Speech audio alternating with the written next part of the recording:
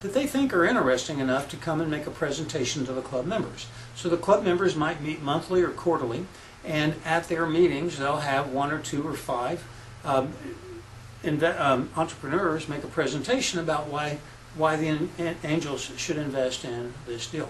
It's a great opportunity for raising money. Now, some of these clubs actually charge a nominal fee of $500 to a couple of $1,000 for the privilege of making the presentation. That may or may not be worth it to you, but the point is there's a relatively safe and secure and easy to find process for getting in front of angels if you follow that approach. Let's see what else I have here to remind myself to talk about. Average investments $50,000.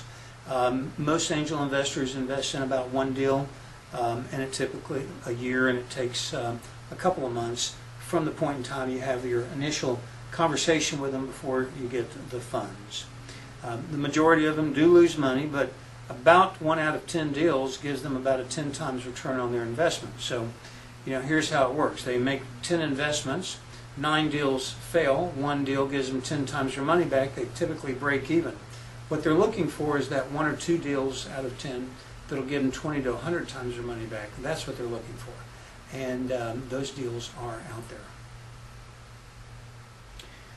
So we've talked about how you can find them. You do networking, you look on the internet, you talk to everybody that you know, and again, a lot of it is just making sure that you don't presume somebody's not interested. Ask everybody, give everybody an opportunity to invest in your deal. As you can see from this chart, angel financing and funding has been pretty consistent throughout the years. It does fluctuate based upon how the economy is doing. Now, in a prior book lecture, we talked about partners and the benefits of partnerships, and partners can be an excellent source of capital for your business. It does come at the cost of giving up ownership and diluting your control, but and sharing your profits. So those are the downsides. You also have to be aware that if you're going to do the partnership form of business, it comes with some other disadvantages. Now, the nice thing about partners is because they're going to work in the business, they typically are willing to put their capital into the business as well. So, partners, taking on partners in your business can be a good way for you to raise some capital, a relatively easy access point, but for capital. But it also comes with all the downside, which largely is you're sharing ownership, you're diluting ownership, you're sharing control, and that means that you have to be able to share control. If you're a control freak or somebody that wants to have the final say, then a partnership is probably not the way that you want to go.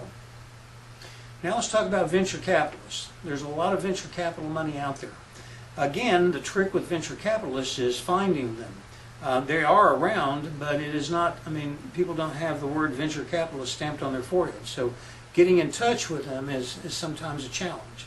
So you can, there are venture capital groups that you can approach that typically have websites. Many of them will just invite you to submit your business plan online, and they'll take a look at it. A lot of them you can just call up and say, hey, what's the process for submitting a business plan?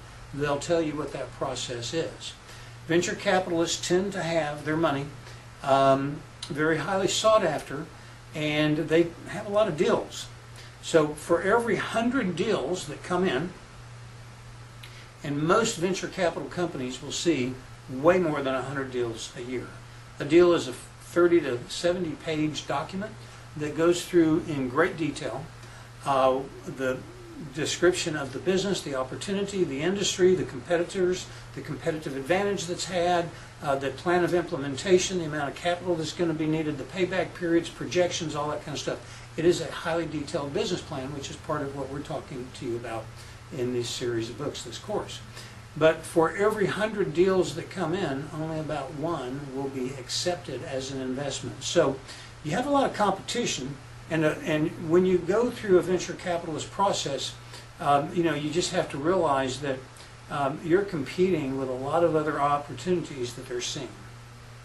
Venture capital funding is on a rise. Historically, the peak was the late 1990s, 98, 99, 2000. On the tail end of the internet period, there was a tremendous